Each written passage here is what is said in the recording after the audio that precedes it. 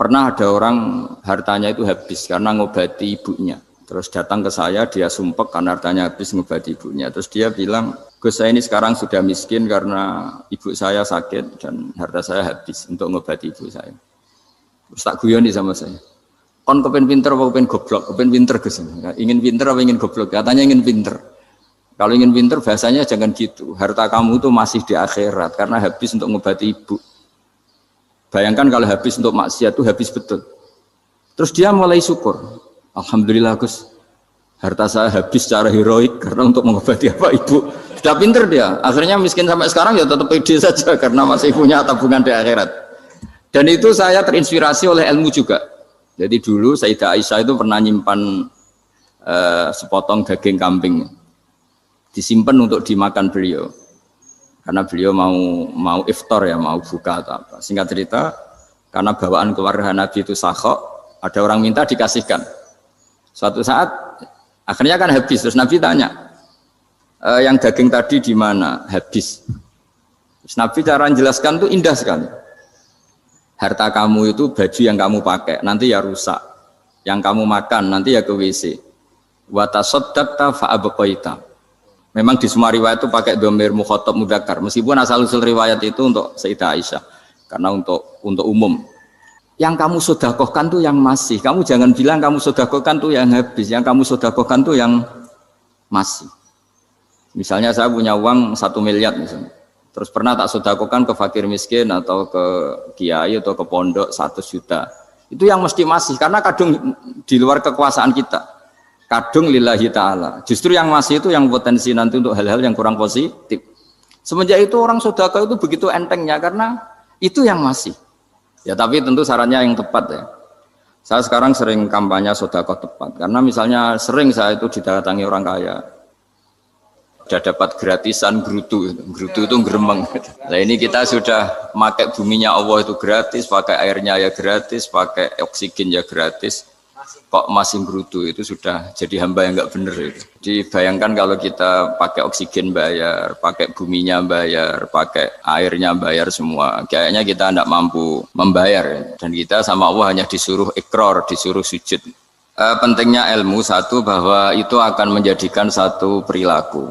Misalnya begini ya, dulu itu kiai-kiai Jawa zaman dulu itu berpatokan karena dulu pemerintahan Hindia Belanda, seorang lagi masih pemerintahan Hindia Belanda. Itu dalil yang sering diutarakan itu sebaik-baiknya umara itu yang datang ke ulama, terus sejelek-jeleknya ulama itu yang datang ke umara. Tapi semenjak pemerintahan Indonesia dan kemudian ditandai beberapa tokoh kayak Gus Wahid putra Kiai Hasyim jadi Menteri Agama, ada Gus Wahib putra Kiai Wahab juga jadi Menteri Agama, ada Kiai Fathur Rahman keluarga Mbah Maimun, keluarga Sarang juga pernah jadi Menteri Agama. Kemudian bersamaan dengan itu dibangunlah satu pegangan ilmu. Pegangan ilmu ini penting karena ini yang mengilhami semua orang Islam, terutama ya utamanya ulamanya. Ada seorang ustadz, seorang guru ngaji yang karena melihat rata-rata penguasa itu zalim ya, datang ke Harun Ar-Rasyid. Ini perlu disemak, datang ke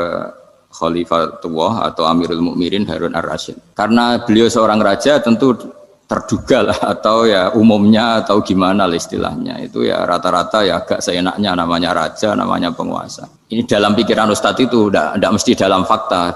Kemudian si ustadz itu matur, ya Amirul Mukminin, inni nasihun lak famusyaddidun alaika fala tajidanna fi nafsika syai'an. Saya ini mau nasihati Anda, kemudian saya cara nasihati itu keras. Tolong jangan dimasukkan hati. Dia bilang famusyaddidun alaika. Saya nanti kalau nasihati itu keras sekali. Tolong dimaklumi karena ini penting karena Anda harus dinasihati secara keras. Tapi sebelum nasihat itu diutarakan kata Harun Ar-Rasyid, karena beliau Bani Abbas dan beliau orang alim termasuk muridnya Imam Malik. Kata Harun Ar-Rasyid, uskut, kamu diam Ustaz. Inna Allaha ta'ala arsala man huwa khairun minka ila man huwa syarrun minni. Wa ma'adhalika yaqulu Allahu ta'ala faqula lahu qawlan layyinan la'allahu yatadzakkaru aw yakhsha. Jadi ini sekaligus etika dan norma ya bagi semua dai di Indonesia dan semua kita. Wahai Ustadz kamu diam. Allah Ta'ala itu ngutus orang yang lebih baik ketimbang kamu, yaitu Nabi Musa, ke orang yang lebih jelek ketimbang saya, yaitu ke Fir'aun. Itu saja harus pakai etika faqula lahu qawlan layyinan. Kamu harus ngomong yang halus ya. Jadi intinya ini Harun Ar-Rasyid komplain. Kamu itu kalau jadi ustadz ngaji kira-kira gitu. Jadi betapa baiknya orang dulu memahami Quran. Jadi Quran itu dibaca, kemudian kita mungkin baca terus jadi cerita, mungkin ada yang baca jadi perilaku, ada yang baca kemudian itu mengilhami, membentuk. Nah kira-kira itulah yang membentuk kiai-kiai alim di NU, di beberapa pesantren maupun orang-orang alim di luar NU. Asal apa ya, ngajinya dan bacanya seperti kita, pasti seperti itu. Karena cara berpikir tadi. Sudah, jadi akhirnya si Ustadz tadi keluar dan minta maaf, anta a'lamu minni, ternyata engkau lebih alim ketimbang saya. Jadi kalimat famusyaddidun alika, saya akan keras cara memberi nasihat, itu yang diket, yang dipotong, yang dibatalkan atau yang diralat oleh Khalifatul Harun Ar-Rasyid. Yaitu dikatakan inna wa ta'ala arsala man huwa khairun minka ila man huwa syarrun minni. Yaitu Allah mengutus orang yang lebih baik ketimbang kamu, yaitu Nabi Musa, ke orang yang lebih jelek ketimbang saya, yaitu Fir'aun. Itu pun harus faqula lahu qaulal layyinan. Cara berdakwah harus dengan kata-kata yang halus, yang lembut, yang indah. Dan dengan kata-kata itu diharapkan la'allahu yatadzakkaru aw yakhsha. Semoga yang didakwai menjadi ingat. Sehingga dengan kemampuan ilmiah seperti ini menjadi pegangan bersama bahwa kita sebagai dai atau sebagai tetangga atau sebagai sama-sama warga Indonesia, bawaan kita memang harus faqula lahu qaulal layyinan la'allahu yatadzakkaru aw yakhsha. Kemudian dalam disiplin ilmu yang lain, halus itu tidak kuat. Angin itu ya halus, tapi kalau di manage itu jadi kekuatan yang dahsyat. Begitu juga air dan sebagainya. Sehingga tidak perlu khawatir terus kalau dakwah halus itu tidak punya efek yang signifikan. Tidak juga. Allah Ta'ala itu pengelola angin. Angin itu kekuatannya dahsyat. Sehingga Nabi Sulaiman dikasih kekuatan angin dan bisa terbang kemana-mana. Kemudian sekarang jadi teknologi yang banyak memanfaatkan angin. Mulai rem, mulai apa saja. Sehingga dari cerita saya ini kemudian terus kiai-kiai itu membentuk dakwah termasuk di ekonomi dengan cara yang rileks. Nah cara rileks itu satu tentu dimulai dengan ilmu. Misalnya begini, saya beri contoh. Ketika ada orang melafadzkan kalimat la ilaha illallah, tiada Tuhan selain Allah. Kemudian kalimat ini mungkin kalau orang NU baca itu rutin ya, karena kiainya kelamaan ya yang ikut sambil tidur. Ya. Kalau tahlil itu disebut kiai tertentu itu mesti yang belakang, wah suwi itu kalau kiai itu lama itu. Nah kiainya juga karena jadi lakon ya kan lebih semangat karena pegang mic. Biasanya gitu di NU itu. Kalau khotib mesti semangat karena yang pegang mic, yang dengerin mesti ngantuk karena monoton gitu. Karena yang mendengerin sudah tahu pasti nyuruh baik meninggalkan yang jelek. Jadi ilmunya sudah disimpulkan dulu. Setiap yang tidur di masjid mesti tak tanya kenapa tidur. Ilmunya ada perkembangan Gus, nyuruh yang baik meninggalkan yang jelek. Tapi kalau ilmunya agak ada perubahan kan dengar semua pasti nyuruh yang jelek meninggalkan yang baik. Karena watak manusia itu agak-agak suka fitnah, itu suka geger. Tapi kalau monoton itu mesti enggak itu. Tapi yang menjadi pegangan kita, saya ulang lagi, itu ilmu dulu. Saya ulang lagi itu ilmu dulu. Saya berkali-kali menyontohkan, kalau ada orang kafir, orang yang tidak bersyahadat 70 tahun, kemudian dia bersyahadat sekali saja di akhir hayatnya. Itu kata Allah, qulil ladzina kafaru iyantahu yughfar lahum ma qad salaf. Katakan ke mereka yang kafir, jika dia mau bersyahadat, itu masa lalunya diampuni semua. Sehingga kedahsyatan kalimat ini luar biasa. Orang yang kafir 70 tahun saja, barokahnya la ilaha illallah ini, dosanya bisa diampuni semua.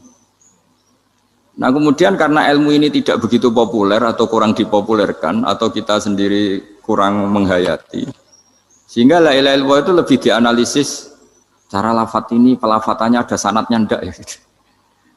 Terus cara melafatkan bareng-bareng seperti itu ada tumpengan ini bid'ah enggak ya.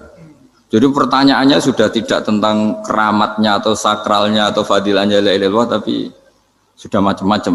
Wiridan cara seperti ini ada hadisnya enggak, legal enggak, terus ada sanadnya enggak. Jadi saya mohon semohon-mohonnya untuk teman-teman yang di Al-Iman itu harus ngaji ya. Ngaji itu nanti kamu tahu cara mandang sebuah ibadah atau perilaku atau apa sajalah tahu. Karena al ilmu yurisul ahwal, ilmu itu bisa mengilhami cara pandang. Dulu yaitu saya ulang lagi, ketika zaman Hindia Belanda, karena pemerintahnya Hindia Belanda itu ulama-ulama keras sekali, sejelek-jeleknya ulama itu yang datang ke Umarok. Tapi setelah era Mbah Hashim, era sampai Mbah Maimun, itu mereka peduli sama Umarok, sama semuanya sama-sama warga Indonesia yang ingin melihat Indonesia yang lebih baik. Sehingga banyak, ya kakak saya sendiri pernah wakil bupati, terus putra Mbah Maimun wakil gubernur. Ini teman saya Ki Hafid ya bupati. Semenjak itu terus, dan itu nggak lepas dari cara pandang. Yaitu cara pandang diantaranya adalah cerita tentang Nabi Musa yang Allah tetap peduli sama Fir'aun. Sehingga tetap didakwai Nabi siapa? Musa. Dan posisi Musa datang, bukan memanggil. Ya, cuma kayak sampai sekarang tuh belum pernah ke kantor bupatinya Pak Hafid, karena kadang-kadang orang terus curiga mengajukan proposal, jadi agak repot. Ketemu bupati itu sialnya kiai kan mesti pikirannya orang bupati ini nyangoni, kiai ini disangoni itu. Itu terus kayak kita fakir miskin itu. Jadi makanya saya itu belum pernah datang. Tapi alhamdulillah karena beliau berambisi menjadi wa khairul umara mayatuna babal ulama. Jadi datang tapi sangat ambisius ingin mengalahkan ulama karena dia kalau datang statusnya lebih tinggi. Ya tidak apa-apa, ini tawaduk tapi niatnya agak begitu tawaduk. Jadi saya sering ke Jakarta tapi ya tadi jarang ya. Biasanya nganggarkan waktu hanya pas saja, tidak kurang tidak lebih. Biasanya ngajar di pondoknya Pak Kures itu di Baitul Quran ya. Hanya ngajar santri-santri itu. Nah, jadi pemahaman Quran dulu itu kata Imam Ghazali itu membaca Quran itu membaca, bukan bercerita. Kalau kamu membaca seperti ini, kunta qori'an, kamu pembaca. Pembaca itu yang mengambil pelajaran. Tapi kalau kamu hanya cerita, itu namanya kunta hakian. Sebenarnya Anda tidak membaca Quran, tukang cerita. Misalnya tadi, cerita Nabi Musa datang ke Fir'aun. Itu kalau kamu hanya cerita, wah dulu itu ada orang namanya Fir'aun, didakwai Nabi yang namanya Musa. Ya namanya tukang cerita. Kalau kamu pembaca tidak gitu. Betapa baiknya Allah, orang sengawur Fir'aun saja inginnya Allah masih ingin diselamatkan dengan mengutus Nabi Musa kekasihnya. Itu namanya kunta qori'an, kamu pembaca betul, bukan kunta hakian, kamu tukang cerita. Begitu juga seterusnya tentang Quran ayat-ayat seterusnya. Sehingga yang diharapkan dari pembacaan Quran itu memang kita sebagai ahli baca, ahli mu'tabir ya, ahli yang ngambil pelajaran, bukan tukang apa? Cerita. Sehingga dulu ketika Sayyidina Umar radhiyallahu anhu ketika membuka Baitul Maqdis atau Baitul Muqaddas dan diajak syukuran, pesta-pesta makan itu. Beliau enggak mau. Ketika ditanya kenapa engkau enggak mau? Alasannya itu langsung beliau baca Quran. Jadi saya punya sekian contoh. Saya ulang lagi, saya punya sekian contoh. Orang-orang dulu dengan Quran itu menyatu, bukan sekedar dihafal tapi menyatu. Sehingga bawaannya itu sudah Qurani, sudah Qurani. Saya beri contoh pertama Rasulullah SAW, nanti Umar kedua. Rasulullah itu pernah nggak makan sampai 3 hari. Terus ditanya oleh sahabat, lalu kekuatan engkau bisa hidup apa? Terus menghentikan al-aswadani, maksudnya itu tamar dan air, hanya makan kurma dan air. Tapi beliau tidak ketemu roti atau nggak ketemu nasi lah kalau orang Indonesia. Ketika hari ketiga dikasih makan oleh sahabat, dipotongkan kambing, kemudian baru makan 3 lukmah, kira-kira ya 3 asupan nasi, berhenti. Padahal sahabat yang lapar sama dengan Rasulullah itu membayangkan Nabi itu sampai kenyang, sampai apa. Tapi ketika ditanya, seperti ini pun nanti ada hisabnya. Walatus alunna yauma idzin anin naim. Jadi acara makan-makan gini itu nanti ada hisabnya. Nabi nangis.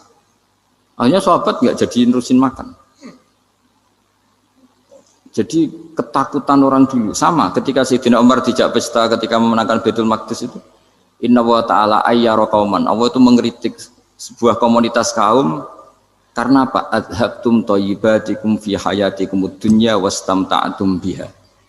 Kamu adalah orang-orang yang jatah nikmat kamu sudah kamu habiskan di dunia. Adhabtum itu kalian habiskan jatah kenikmatan kamu di dunia. Wastam ta'adum biha, kamu di dunia sudah berpuas-puas. Maka jatah Anda sekarang di akhirat habis. Sehingga Sayyidina Umar enggak mau pesta-pesta karena takut jatah nikmatnya habis. Kata beliau terus astabqi thayyibati, akan saya sisakan sisi-sisi kebaikan saya supaya tidak habis. Corong Jawa itu aja dientek-entekno biar jatahnya masih. Sehingga di dunia kiai itu ya meskipun saya akrab bupati, akrab mungkin wakil gubernur, saya itu ya jarang ketemu. Karena kalau orang Jawa bawaannya ketemu ya makan-makan, guyon-guyon. Nak keterusan ras mlebu swarga. Makanya saya pastikan Pak Yusuf Mansur kesini tidak akan saya jamin, biar aja, biar jatahnya masih. Jadi ini bukan karena saya bakhil, biar jatahnya masih. Ya, jadi itu ilmunya kiai. Nah, efek dari ilmu ini dahsyat. Kalau Anda berpikir tentang nasib Anda di akhirat, nanti bawaannya juga tidak akan mudah menyalahkan orang lain, tidak akan menghakimi orang lain karena sibuk dengan dirinya sendiri, tapi tidak dengan makna egois, tapi makna orang baik itu siapa? Orang yang sibuk dengan aib pada dirinya, dengan kekurangan pada dirinya, saking sibuknya mikir aibnya sendiri, tidak sempat mengoreksi aibnya orang lain. Itu awal ilmu. Ilmu itu tidak dimulai dari larangan. Kalau larangan karuan, tidak termasuk ahli surga, orang yang suka mengadu domba, tidak termasuk orang baik yang cari kesalahan orang lain. Itu namanya pelarangan. Tapi ilmu itu di atas nahi, di atas pelarangan itu. Kamu punya kesadaran bahwa kamu itu yang penting selamat dulu, jangan memikirkan orang lain. Dengan makna bukan egois, tapi dengan makna supaya tidak menyalahkan orang lain. Nah, saya termasuk ya boleh dikatakan kiai lah, yang paling fanatik bahwa semuanya itu harus dimulai dari ilmu. Ya saya ulang lagi, dimulai dari ilmu. Nah, dari sini kemudian saya berharap Indonesia menjadi damai, menjadi baik. Itu bukan karena kita baik-baik banget, ya tidak mungkin kita ada nabi, tapi karena sudah sibuk dengan memikirkan kesalahan diri sendiri. Sehingga misalnya kita baca Quran, Rabbana dzalamna anfusana, lalu kita langsung ingat betapa hubungan kita dengan Allah itu harus ikrar dulu, merasa zalim dulu, merasa salah dulu. Nah, kalau semua orang merasa salah di depan Allah itu mesti bawaannya enggak mudah menyalahkan orang lain, karena kita bilang Rabbana dzalamna anfusana. Nah, itulah ilmu-ilmu yang mungkin banyak pembaca Quran tapi hanya baca, atau kalau baca ini tok disebut al-haqi, ahli cerita. Yang dibutuhkan tuh al-qari', pembaca kemudian mu'tabir, kemudian mau beriktibar. Seperti yang dilakukan tadi Harun Ar-Rasyid tadi. Inna wa ta'ala arsala man huwa khairun minka ila man huwa syarrun minni. Wa ma'adzalika yaqulu wa ta'ala faqula lahu qaulal layyin. Ini kamu tidak usah memaksakan musyaddid keras sama saya, karena Allah Ta'ala telah mengutus orang lebih baik ketimbang kamu, yaitu Nabi Musa, ke orang yang lebih jelek ketimbang saya, yaitu Fir'aun. Itu saja harus beretika, faqula lahu qaulal layyinan la'allahu yatadzakkaru aw yakhsha. Dan alhamdulillah bawaan kita sebagai orang timur atau orang Jawa itu kalau mau ngandani orang itu halus sekali. Di antara bentuk kehalusan kata-kata diceritakan di ayat lain. Ketika Nabi Musa ketemu Fir'aun, dawuhnya begini, fakul apa itu yang di juz 30 yang juz di juz 30 ini yang bagian dari, kan tadi hanya fakul lahu qaulal layyinan. Lahu qaulal layyinan itu bentuknya apa? Ya, bentuknya apa? Itu Nabi Musa disuruh ngendikan sama Fir'aun. Apakah kamu mau saya nasihati? Fakul halaka ila antazakka. Halaka itu pilihan, hal itu istifham, laka itu otoritatif. Jadi betapa santonya kalimat itu. Fakul halaka ila antazakka. Jadi kalau dimaknani model Pak Hafid, model saya ngaji di sarang itu, halaka onoto iku kedue sira, berhak bagi kamu, berhak bagi Anda, apakah Anda berhak loh mendapat nasihat supaya Anda jadi orang yang lebih baik. Halaka ila antazakka. Jadi tidak kalimat perintah, tapi kalimat pilihan. Apa engkau mau saya beri nasihat? Wahdiyaka ila rabbika fatakhsha. Dan saya beritahu kamu tentang Tuhan, dan kemudian kamu menjadi orang yang baik, fatakhsha, orang yang punya khasyah, punya. Jadi kayak apa kalimatnya itu? Napa jenengan kersa? Itu kalau orang Jogja, orang-orang daerah-daerah yang berada nyugui tamu itu kan, ayo makan-makan. Itu kan kayak tamunya itu kelaparan. Masa Pak Yusuf Mansur kelaparan? Tidak mungkin kan? Masa Ustadz terkenal kelaparan kan? Tidak mungkin itu. Monggo, napa jenengan ngersakno? Karena bisa saja tamunya itu tidak kersa, mungkin karena darah tinggi, mungkin karena takut dianggap fakir miskin, macam-macam kan orang tidak. Itu kalimatnya itu halaka ila anta zakka. Kayak apa indahnya dakwah. Halaka ila anta zakka. Itu ada kata laka itu ya terserah jenengan mau enggak. Wa ahdiyaka ila rabbika fatakhsha. Nah, itu yang disebut membaca. Kunta qari'an la hakian. Anda benar-benar membaca Quran, bukan sekadar penceri. Nah, kemudian ini yang terakhir saya juga baru, sebenarnya saya itu enggak pernah bilang sanggup itu, tapi Pak Ustadz Zakaria itu GR terus. Sampai tadi pagi itu saya belum tahu kalau ada acara ini. Ya karena saya kiai, jadi kalau kiai itu kan ingatnya sama Allah saja. Kalau sama manusia itu rontok-rontok lali gitu. Itu bukan memaksa, ya memang lupa. Sejauh mana sih pentingnya manusia kan tidak penting cara ilmu tasawuf itu. Tapi karena ini titipan Rasulullah SAW terus menjadi penting kan. Dititipi umat gak jenengan itu yang ya sudah ngaji ngatur kiai ribet itu. Kiai ini biasa ngaji kan, kiainya yang ngatur, santri ini enggak.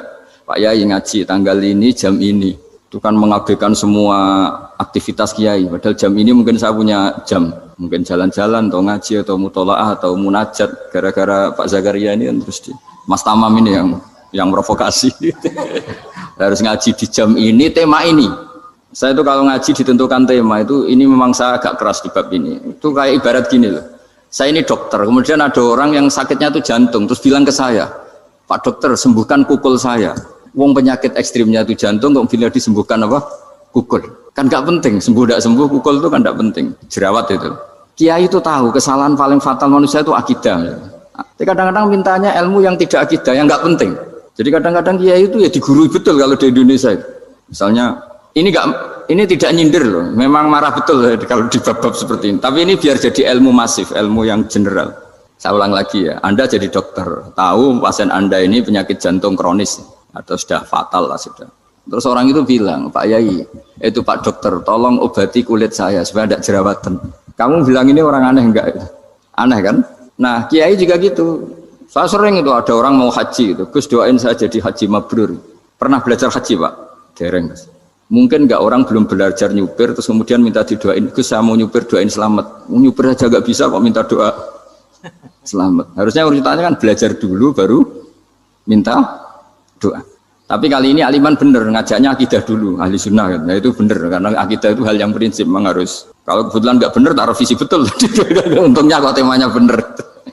Jadi saya mohon ke seluruh orang-orang yang mau ngaji ke kiai itu, tema itu biar yang milih kiai supaya tahu prioritas yang harus benahin. Jangan tema yang kita yang milih, jangan-jangan tema yang kita pilih itu tidak mendesak atau tidak penting. Ini bukan apa-apa, ini saking ingin baik saya ya, keinginan baik saya supaya dulu zaman sahabat ya gitu. Kalau ada pertanyaan salah sama Nabi dibenerin, cuma Nabi terlalu bijak, cara benerin tuh enak. Kalau saya karena tidak Nabi saja ya agak-agak kasar kan, kalau tidak Nabi tidak wajib bener terus. Yang wajib bener terus itu Nabi. Saya beri contoh ya. Nabi itu ngendikan tentang kiamat. Kiamat itu dahsyat, mengerikan gini-gini. Kalau pikirannya orang kampung itu begini, Nabi ini aneh. Cerita kiamat dahsyat tapi nggak ada tanggalnya, ada tahunnya. Harusnya ada dong biar kita bisa persiapan. Sehingga Nabi disomasi di tengah-tengah khutbah itu, ya Rasulullah mata sa'ah. Nah, karena ini orang Bedui, Nabi nggak dengerin, masih ulang lagi. Mata sa'ah ya Rasulullah. Ketika Nabi mengabaikan itu ada dua kelompok sahabat, yang satu bilang lam yasma, Nabi tidak dengar sehingga mengabaikan. Yang kedua bilang sami'a wa kariha, Nabi sebenarnya mendengar tapi tidak berkenan. Tapi diulang lagi ketiganya, ya Rasulullah mata sa'ah. Akhirnya Nabi jawab, mau tidak mau, karena kalau enggak ya namanya orang Bedui ngomong terus. Nabi balik tanya, ya karena cara berpikir dia kalau kiamat itu jelas kapannya kan bisa persiapan itu. Paling enggak pas mau kiamat, terus pas ngaji Quran, apa kan bisa persiapan itu. Akhirnya Nabi balik tanya, ma'atatalaha. Kalau kamu berani tanya kiamat, lalu persiapan kamu apa? Ya terus orang itu bilang masyhur itu, ma'atatulaha kabiro sholatin wala siyamin wala kada wa kada walakinni uhibbuka. Saya sebenarnya tidak punya persiapan ya Rasulullah, cuma persiapan banyak puasa ya enggak, banyak sholat enggak, tapi saya mencintai engkau. Masyhur itu jadi hadis paling legenda, almar'u ma'aman ahabba. Sebagian disebut anta ma'aman ahbabta. Ini kata semua sahabat yang di masjid. Si Bedui ini orang paling dibenci sahabat karena mengganggu Nabi saat khutbah. Tapi akhirnya ini menjadi orang paling dicintai sahabat karena barokahnya itu hadis itu keluar secara terbuka. Almar'u ma'aman ahabba. Sebagian riwayat yukhsyarul mar'u ma'aman ahabba. Nanti orang akan sowan sama Allah bersama orang yang mereka cintai. Nah, itu sahabat-sahabat fama farihu ba'dal Islam farahahum biadal hadis. Mereka tidak pernah senang setelah masuk Islam sesenang hadis ini. Karena kita tidak perlu soleh-soleh banget, cukup nyintai orang apa? Soleh gitu. Makanya saya sekali bilang itu ya, kadang-kadang saya jadi orang alim itu ya rugi. Ruginya tadi. Misalnya untuk menjadi orang alim kan harus hafal Quran, ngaji Bukhari, Muslim, Ikhya. Ternyata pengumuman kedua orang nggak bisa apa-apa. Gelombang kedua para pecinta, waduh, itu kan repot ya. Jadi kita yang jadi orang alim susahnya bukan main, ternyata disaingi pengumuman kedua dan para pecintanya. Wah itu kan akhirnya ketemu orang-orang nggak jelas tadi. Nah itu ya termasuk farah dalam Islam, farhatul aibin. Jadi senang itu di Islam itu ibadah. Ya kul bi fadlillah wa bi rahmati fa bidzalika falyafrahu. Senang itu diperintahkan Allah. Saya tuh sering di kamar, kadang itu nyun sewu kayak gatelan itu, apa itu. Ya agak kukur-kukur terus merengut saja malu. Malu saya itu dilihat Allah kok kayak agak ridho itu malu. Ya kayak tadi lah, kamu dikasih rumah gratis, kemudian pas yang ngasih datang kamu kelihatan cemberut, itu yang ngasih kan mangkel. Jadi dikasih gratis masih cemberut. Sama hubungan kita dengan Allah itu semuanya dikasih gratis. Makanya tabassum, senyum itu ibadah. Kita yang nekuni ilmu hadis. Betapa hebatnya Nabi ngendikan, kalau kamu tidak bisa ibadah yang berat-berat, cukup ibadah senyum. Kadang ngendikan tol qati wajhin, kamu cukup berwajah yang indah, yang menyenangkan. Tabassum, senyum. Kalau kamu tidak bisa membalas jasanya orang yang ngasih, minimal kamu senyum, minimal kamu kelihatan senang. Gitu. Makanya senang itu sudah ibadah. Dan sekarang orang untuk senang saja susah. Karena bawaannya nuntut orang lain supaya kayak keinginan dia, bawaannya nuntut, ya ribet, kalau gitu ya ribet. Makanya saya bilang al ilmu yurisul ahwal, ilmu itu diperkuat, nanti yurisul ahwal, ilmu itu akan membentuk Anda. Dulu beberapa raja itu ya mau luhur karena jadi raja, punya apa saja. Tapi punya penasihat ulama, itu ya nasihat itu sederhana. Ada seorang raja tanya ke kiai, gimana dengan semua kerajaan saya? Wah, padahal dia punya apa saja. Jenengan miskin sekali, itu kerajaan seluas ini. Kok bisa aja? Terus ditanya sama si ulama tadi. Andaikan Anda di padang pasir, kemudian kalau tidak minum segelas air itu mati. Apakah Anda akan membeli segelas air ini dengan semua kerajaan Anda? Oh iya, pasti apapun saya lakukan untuk mendapat satu gelas air. Terus la tafrah bimulkin la yusawi syarbatamain. Kamu jangan bangga dengan kerajaan yang nilainya itu enggak sebanding dengan segelas apa? Air. Akhirnya raja itu mikir, saya tidak jadi raja bisa hidup. Tapi kalau enggak minum air mati. Berarti penting satu gelas air. Akhirnya lama-kelamaan ini anggap kerajaan itu biasa, ternyata enggak sepenting segelas air. Ya seperti kita lah, misalnya orang enggak punya alpat itu enggak malu. Tapi kalau nggak punya celana itu malu. Kamu mau punya alpat tapi nggak punya celana? Kan nggak mau. Yaitu ilmu. Ilmu itu yurisul ahwal. Ilmu akan melahirkan satu perilaku. Jadi kalau ilmu Anda mantap, pasti syukurnya juga mantap. Gitu. Ya makanya saya termasuk kiai yang selalu mendorong pentingnya ilmu. Bahkan kata Sufyan Ats-Tsauri ngendikan saking pentingnya ilmu ada kata fa'lam annahu la ilaha illallah. Dimulai kata fa'lam. Dan saking pentingnya ilmu itu setiap nabi itu status permanennya itu hanya satu, mengajar. Rabbana wab'ats fihim rasulam minhum yatlu 'alaihim ayatik, membacakan ayat-ayat Allah sampai wa yu'allimuhumul kitab, mengajarkan kitab wal hikmah. Bahkan Allah sendiri wasofa dzatahul aliyah bi annahu al-muallim. Yaitu Allah ngendikan Ar-Rahmanu 'allamal Qur'an. Jadi betapa hebatnya pengajar. Allah sendiri mensifati dirinya itu Ar-Rahmanu 'allamal Qur'an. Allah itu Maha Rahman yang mengajarkan Quran. Di surat Iqra juga disebutkan Iqra wa rabbukal akram alladzi 'allama bil qalam. Jadi Allah mensifati dirinya sebagai pengajar. Kayak apa pentingnya mengajar? Karena al-ilmu yurisul ahwal. Ilmu ini melahirkan satu sikap. Pernah ada orang hartanya itu habis karena ngobati ibunya. Terus datang ke saya, dia sumpek karena hartanya habis ngobati ibunya. Terus dia bilang, Gus, saya ini sekarang sudah miskin karena ibu saya sakit dan harta saya habis untuk ngobati ibu saya. Terus tak guyoni sama saya.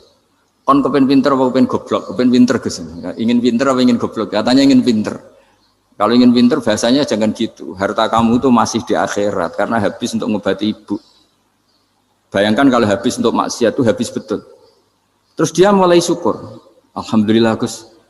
Harta saya habis secara heroik karena untuk mengobati apa ibu. Sudah pinter dia. Akhirnya miskin sampai sekarang ya tetap pede saja karena masih punya tabungan di akhirat.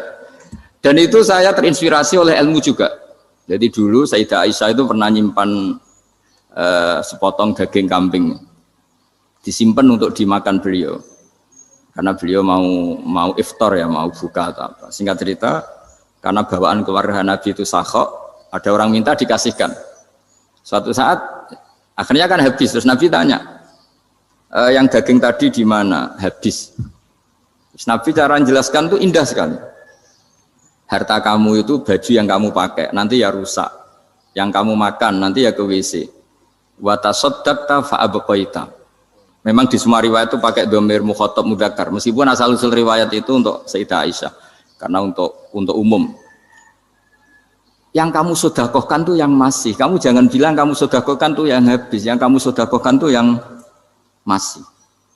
Misalnya saya punya uang 1 miliar misalnya. Terus pernah tak sedekahkan ke fakir miskin atau ke kiai atau ke pondok 100 juta. Itu yang mesti masih, karena kadung di luar kekuasaan kita. Kadung lillahi ta'ala. Justru yang masih itu yang potensi nanti untuk hal-hal yang kurang positif. Semenjak itu orang sedekah itu begitu entengnya karena itu yang masih. Ya tapi tentu sarannya yang tepat ya. Saya sekarang sering kampanye sedekah tepat. Karena misalnya sering saya itu didatangi orang kaya. Gus, saya ini punya uang banyak, ingin punya masjid biar dipakai orang Jumatan. Terus saya bilang, kamu ingin jadi orang baik betul apa baik versi Anda? Baik betul Gus. Tak ajarin mau, gak tersinggung, mau Gus. Kalau Anda bikin masjid di kampung Anda, masjid terbaik di dunia sekalipun, yang bingung saya ahli fikih. Kok bisa? Kan terjadi 2 Jumatan, nanti sahnya yang mana? Kamu enak aja bikin masjid, gak? Kamu bikin masalah baru bagi kiai fikih di daerah kamu. Belum nanti orang terus migrasi ke masjid Anda karena lebih baik, koriknya lebih baik. Kamu membunuh masjid yang lebih tua, itu nggak sopan sekali, masjid itu sudah lebih tua kamu. Akhirnya mikir, nggak usah Gus kalau gitu, sedekah apa saja, yang penting perintah jenengan gimana. Ya sudah. Jadi sedekah itu juga harus dibina supaya kalau orang kan bisa saja kan uang 100 juta itu untuk fakir miskin manfaat, ternyata untuk masjid yang sifatnya aksesoris, untuk lampu yang kristal yang mahal-mahal bukan yang pokok. Itu pentingnya ngaji ya. Jadi lagi-lagi al-ilmu yurisul ahwal. Ilmu itu melahirkan satu sikap. Jadi ketika ada masjid baru, kalau orang nggak bisa ngaji fikih, wow ada masjid baru, masjid banyak. Tapi kalau yang ngaji fikih ngerti ini malah ada masalah baru karena ada ta'addud Jumatan. Gimana hukumnya 2 Jumatan dalam kondisi yang tidak mendesak. Makanya sekarang saya baru kampanye itu. Dulu itu kalau ada masjid banyak itu kan faktornya beda ormas, beda pemahaman atau agak jauh, masih hukum sosial atau bawaan kondisi. Misalnya di dekat UGM itu ada masjid kampung pertama, bawaan masjid karena ada kantor besar atau bawaan ada pabrik besar atau ada sekolahan besar. Tapi sekarang itu ada pertanyaan baru, ada masjid baru karena ada orang kaya ingin bikin masjid, itu gimana itu hukum? Nah, tapi kalau orang nggak nekuni fikih itu ya langsung wah bagus untuk bangun masjid. Bagus piye gene sing kangelan memfikihkan tadi. Nah itu ilmu. Jadi kalau yang tidak nekuni fikih itu ya tidak tersiksa, tapi yang nekuni fikih itu pasti tersiksa karena seperti itu tadi. Ya jadi saya mohon di antara cara kita dakwah secara damai itu dimulai dari Rabbana zalamna anfusana. Itu dipakai Nabi, di redaksinya diganti dengan makna supaya kita per individu matur Allah apa ini zulam tu nafsi zulman kabiron katsiran. Nah bawaannya orang mengaku zalim, mengaku salah itu kan sudah tidak sempat mikir salahnya orang apa lain. Dan dari sini kemudian dia jadi orang yang tawadhu, yang ubudiyah, yang macam-macam. Sehingga Nabi itu bukan dianggap ya, pasti penjelas terbaik.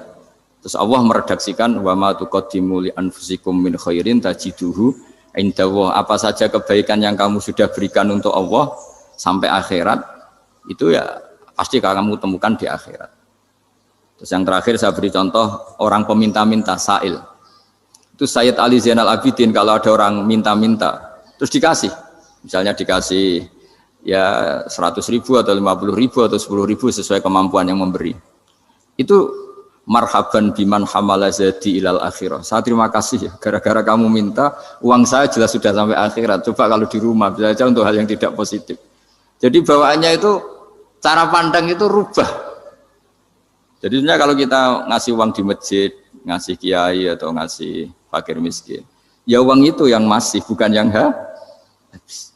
Yaitu watasodak kata fa'abqaita, yang kamu berikan tuh hakikatnya yang masih. Karena sudah ada kamu otak-atik lagi, makanya disebut wakaf.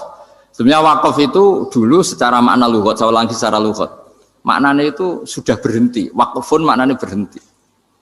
Nah, sedekah itu dari kata sedekah maknanya benar. Orang yang sering sedekah berarti imannya benar. Orang yang uang sudah diberikan berarti dia sudah terputus, wakaf berhenti dari hubungannya dengan dia. Sudah dikasihkan berarti selesai. Sehingga wakaf dan sedekah itu sebenarnya maknanya saling melengkapi.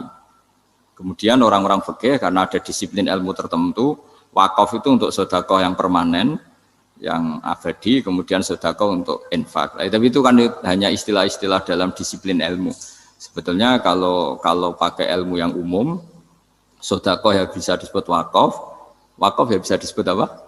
Sedekah. Karena maknanya sedekah itu wakaf. Wakaf itu apa? Qat'u raqabatil malik an hadal mal atau an mali. Hubungan pemilik harta ini terputus dari harta itu. Jadi misalnya saya sudah wakaf tanah ini ke masjid, sudah diterima. Buat saya kepikiran gadekan atau menjual sudah tidak bisa, sudah berhenti di situ saja hubungan saya dengan kepemilikan harta itu. Makanya disebut apa? Wakaf. Dan kalau saya wakaf berarti menunjukkan kebenaran iman saya karena sudah menafkahkan sebagian harta untuk Allah Ta'ala. Disebut sodak. Makanya bahasa Arab itu gampang ya, kalau sodalqoh, sodaqoh. Orang kalau bayar mahar disebut sodak karena menunjukkan cintanya. Teman yang setia disebut sodik karena ya benar dalam berteman. Abu Bakar disebut as-siddiq karena sangat membenarkan kanjeng Nabi dan seterusnya dan seterusnya.